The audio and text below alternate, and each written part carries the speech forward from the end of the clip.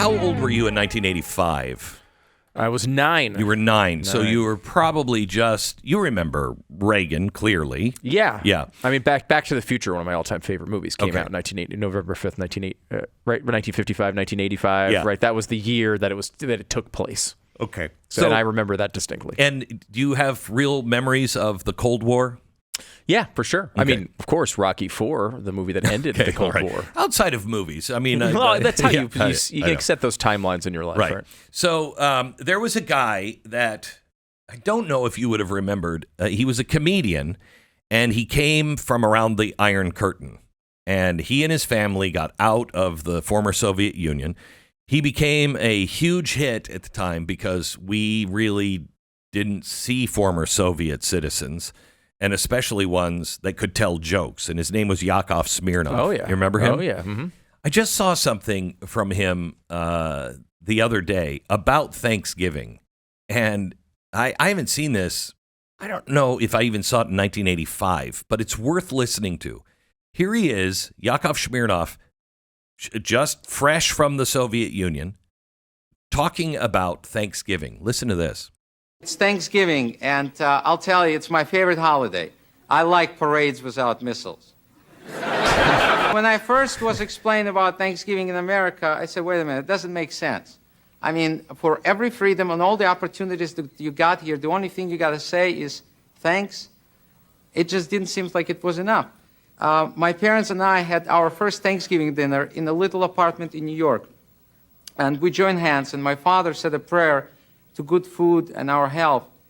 And then something happened. Instead of releasing our hands, we couldn't let go. We kept holding on to each other tighter and tighter, and we realized we were together and we were free, really free. And here we were, 3 grown people, looking for a way we could possibly show our appreciation, and we couldn't. Now I know what it is. It's thanks. Good night.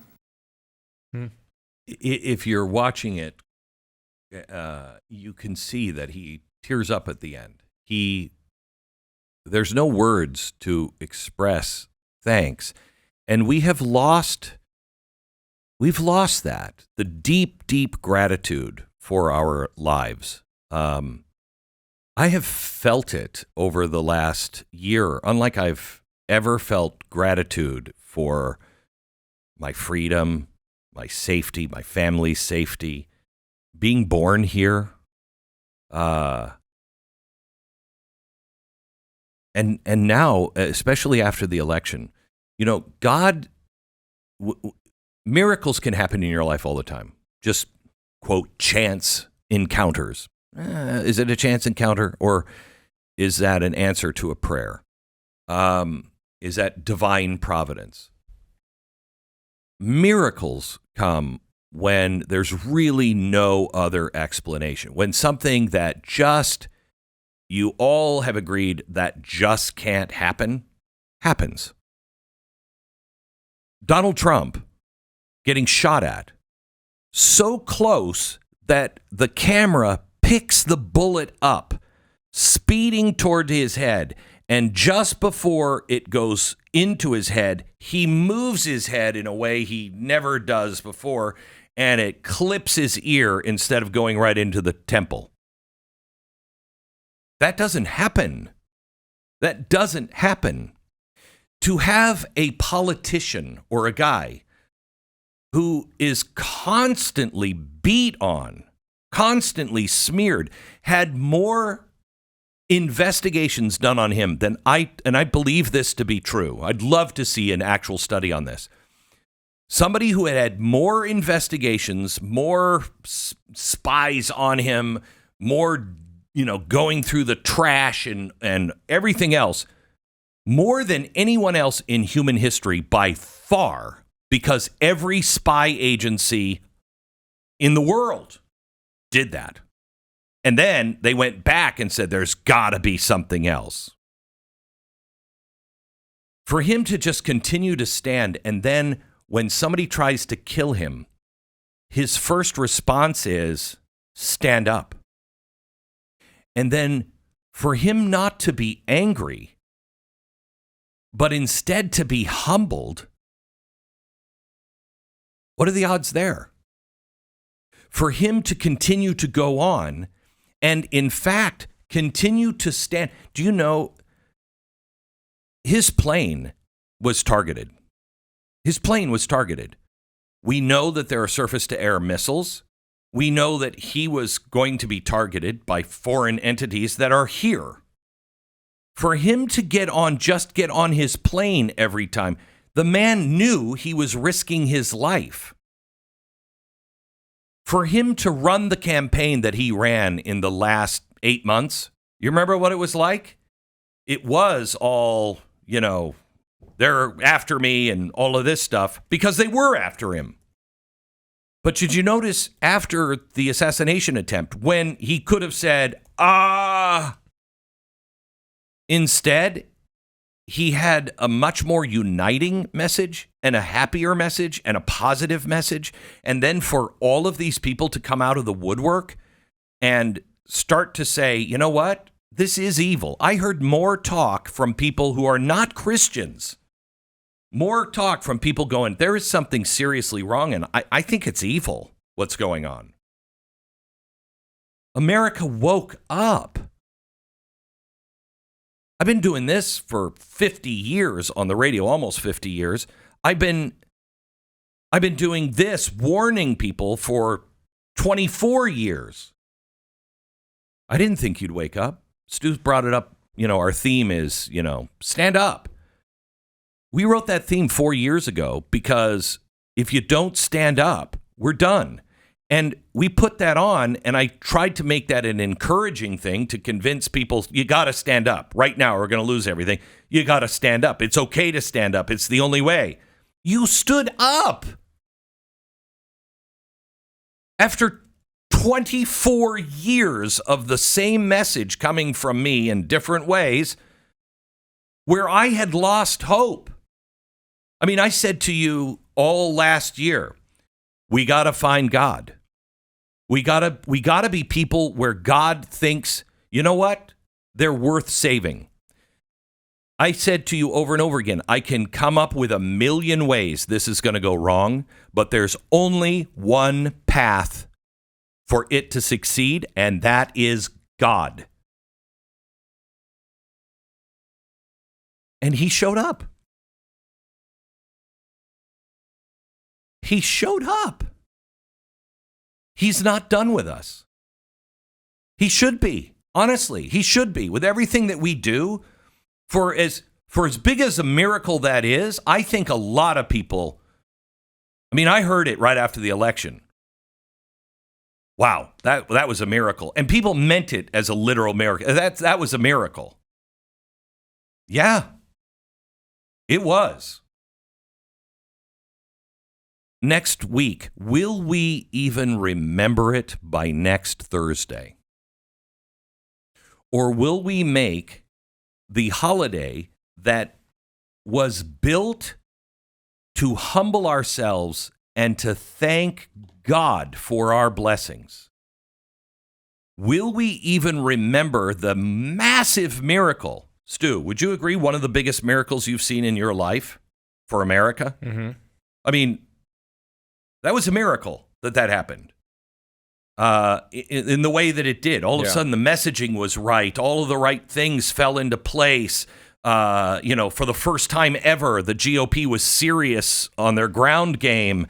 All of these things that happened. I thought you were just referring to him turning his head. Yeah, and that, all of that. Yeah. From that moment on, all of that was a miracle. Let's not forget that next week. He's not done with us. I heard somebody say to me on election day, I feel really good. I'm cautious, but I feel really good. And here's why. Why would he, recognizing the miracle of the assassination attempt, why would he save Donald Trump only to not save it now? I couldn't think of a reason other than I don't understand the mind of God. Think of this miracle. If Donald Trump would have won in 2020, it would have been more of the first term. We wouldn't get what we're about to get now. We wouldn't get the reduction of the government. We wouldn't get possibly the closing down of some agencies, of cutting these agencies in half. We wouldn't have gotten those things. We wouldn't have had Elon Musk. We wouldn't have had Vivek Ramaswamy. We wouldn't have known. Remember, they didn't start cutting our children until the Biden administration. None of us had any idea about all this transgender stuff because that and DEI, if you brought it up, it wasn't being done at least as openly, but it was all set to go. It wasn't being done until Biden got in, and then when we said, what the hell is all this? They said it was a conspiracy theory. And it took us 3 years to go, no, it's not. It's not a conspiracy theory, and it's deadly. It took us 3 years before the doctors even started to turn. It took COVID to wake people up. There is no bad.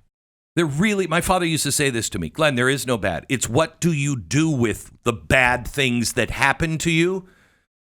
You can either wallow in and say, oh, that was bad, or you could recognize that sucked. But what did I learn from it? What did I take? How can I take that and turn that into a blessing? COVID was a blessing in the end because it woke people up.